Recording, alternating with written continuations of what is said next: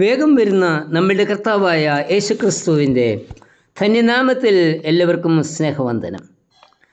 4 പേർ അറിയുന്ന വിധത്തിലോ പത്രത്തിൽ പേരോ പടമോ വരുന്ന രീതിയിലോ പ്രവർത്തിക്കുന്ന അനേകർ ഇന്നുണ്ട്. എവിടെയും പ്രത്യേക പരിഗണനയും അംഗീകാരവും ലഭിക്കണമെന്ന് ഇങ്ങനെയുള്ളവർ ആഗ്രഹിക്കുന്നു. ആരാധന ആലയങ്ങളിൽ പോലും പ്രത്യേക പരിഗണനയും സ്ഥാനവും ലഭിക്കണമെന്ന് താൽപ്പര്യപ്പെടുന്ന വിശ്വാസികളും ധാരാളം ഉണ്ട്. അങ്ങനെയുള്ളവർ ആരാധനയ്ക്ക് സഹായകരമായ വലിയ കാര്യങ്ങൾ ചെയ്യുവാൻ ഉത്സുകരും ആണ്. എന്നാൽ ഒരു ചെറിയ കാര്യം ചെയ്യേണ്ടി വരുമ്പോൾ അത് മറ്റുള്ളവരെ ചുമതലപ്പെടുത്തും. ചെറിയ ചെറിയ കാര്യങ്ങൾ ചെയ്യുവാൻ അനേകർക്കും മടിയാണ്. സഭയുടെ മേലധ്യക്ഷ സ്ഥാനം ലഭിക്കും എന്ന് കണ്ടാൽ അത് നേടിയെടുക്കുന്നതിനു വേണ്ടി ഏത് പ്രവൃത്തിയും ചെയ്യുവാൻ മടിയില്ലാത്ത വിശ്വാസികളും ഉണ്ട്. ഇനി അഥവാ ആ സ്ഥാനം ലഭിക്കാതെ വന്നാൽ സഭയിൽ നിന്നും തന്നെ പുറത്തു ചാടുവാൻ ഇങ്ങനെയുള്ളവർക്ക് യാതൊരു ലജ്ജയും ഇല്ല. അനുദിന ജീവിതം പ്രദാനം ചെയ്യുന്ന സാധാരണ സരണികളിൽ നിശബ്ദമായി ചെറിയ പ്രവൃത്തികൾ ചെയ്യുവാൻ ആരും തന്നെ ഉത്സുകരല്ല. അതാണ് വാസ്തവം. നമ്മുടെ ക്രിസ്തീയ സേവനത്തിൻ്റെയും സ്വാധീന ശക്തിയുടെയും രഹസ്യം സ്ഥിതി ചെയ്യുന്നത് സ്ഥാനമഹിമയിൽ അല്ല, പ്രത്യുത നമ്മുടെ സ്വഭാവത്തിൻ്റെയും വിശ്വസ്തതയുടെയും മേന്മയിൽ ആണ്. ദൈവം നേരിട്ട് വിളിച്ച് സംസാരിച്ച ഒരു വ്യക്തിയാണ് ബാലനായ ശമൂവേൽ. ദൈവം നേരിട്ട് വിളിച്ച് സംസാരിക്കുക എന്നത് എല്ലാവർക്കും ലഭിക്കുന്ന അനുഭവം അല്ല. ദൈവം ബാലനായ ശമൂവേലിനെ വിളിച്ചു.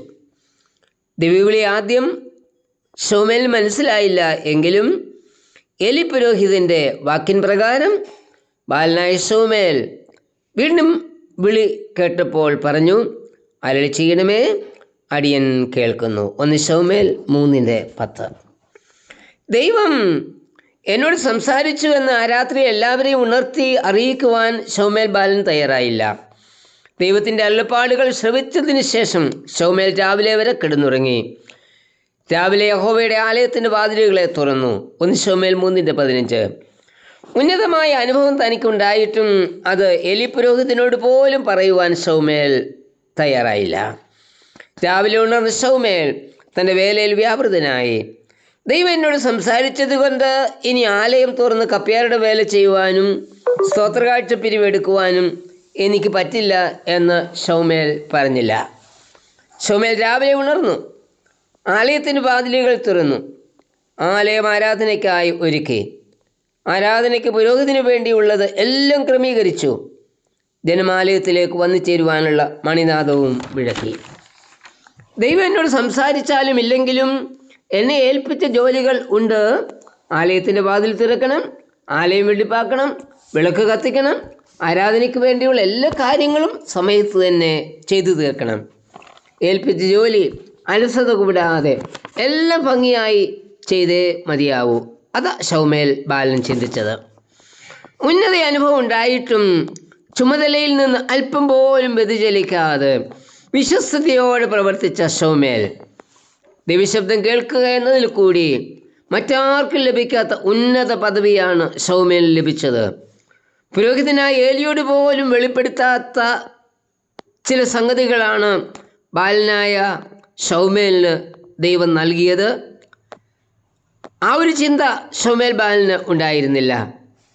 ശമൂവേൽ ബാലൻ ദൈവശബ്ദം കേട്ടു, രാത്രിയിൽ സുഖമായി ഉറങ്ങി, പതിവ് പോലെ ഉണർന്നു, തൻ്റെ വേലയിൽ വ്യാപൃതനായി. ശമൂവേലിൻ്റെ കർത്തവ്യ നിർവഹണത്തിലെ വിശ്വസ്തതയാണ് ഇവിടെ കാണുന്നത്. ഉന്നത അനുഭവത്തിന് ശേഷവും തൻ്റെ എളിയ വേല ചുമതല ബോധത്തോടെ ചെയ്യുവാനുള്ള മനോഭാവം എത്ര വലിയതാണ്. ഇന്ന് നമ്മെ ഏൽപ്പിച്ചിരിക്കുന്ന ഒരു സ്ഥാനത്ത് നിന്നും മാറ്റി അതിലും ചെറിയ സ്ഥാനത്ത് നിയമിച്ചാൽ നമ്മുടെ മനോഭാവം എന്തായിരിക്കും? വലിയൊരു ഇടവകയിൽ നിന്ന് ചെറിയ ഒരു ഇടവകയിലേക്ക് മാറ്റം ലഭിക്കുന്ന പുരോഹിതൻ ഏത് മനോഭാവത്തോടെ ആയിരിക്കും തുടർന്ന് വേല ചെയ്യുന്നത്? ജീവിത വിജയം കൈവരിക്കണമെന്ന് ആഗ്രഹിക്കുന്നവർ വലുതോ ചെറുതോ ആയ ചുമതലകൾ നൽകിയാലും അതിൽ വിശ്വസ്തരായിരിക്കണം. ഉന്നത അനുഭവത്തിലോ താണ അനുഭവത്തിലോ ആയാലും, സുഖമാണെങ്കിലും ദുഃഖമാണെങ്കിലും, സമൃദ്ധിയാണെങ്കിലും പട്ടിണിയാണെങ്കിലും, ജോലിയോടുള്ള മനോഭാവത്തിന് മാറ്റം വരുത്താതെ കർത്താവിനെ അനുസരിക്കണം. ശമൂവേൽ ബാലൻ പറഞ്ഞതുപോലെ, കർത്താവ് അരുളി ചെയ്യണമേ, അടിയൻ കേൾക്കുന്നു എന്ന് പറവാൻ തയ്യാറാകണം. കൊരപുത്രന്മാരുടെ പ്രാർത്ഥന, നിന്റെ ആലയത്തിൽ വാതിൽ കാവൽക്കാരനായിരിക്കുന്നത് എനിക്ക് ഏറെ ഇഷ്ടമെന്നായിരുന്നു. സങ്കീർത്തനം 84:10. ദൈവത്തിന് നമ്മിൽ കൂടി വലിയ വേല ചെയ്തെടുക്കുവാനുണ്ട്. ഇപ്പോൾ നമ്മെ ഏൽപ്പിച്ചിരിക്കുന്ന വേലയിലുള്ള വിശ്വസ്തതയാണ് അതിൻ്റെ അടിസ്ഥാനം. അത്ഭുത കാര്യങ്ങൾ ഏറ്റെടുക്കുക എന്നതായിരിക്കരുത് നമ്മളുടെ ചിന്ത. വേല ചെറുതോ വലുതോ എന്തായിരുന്നാലും കർത്താവിന് വേണ്ടിയാണ് വേല ചെയ്യുന്നത് എന്ന് ഓർക്കണം. അതാണ് നമ്മെക്കുറിച്ചുള്ള ദൈവത്തിൻ്റെ ഇഷ്ടം. കർത്താവെ, നീ ഏൽപ്പിക്കുന്ന വേല എന്തായിരുന്നാലും അവ മടികൂടാതെ ചെയ്യുവാനുള്ള കൃപ എനിക്ക് നൽകണമേ. ആമേൻ.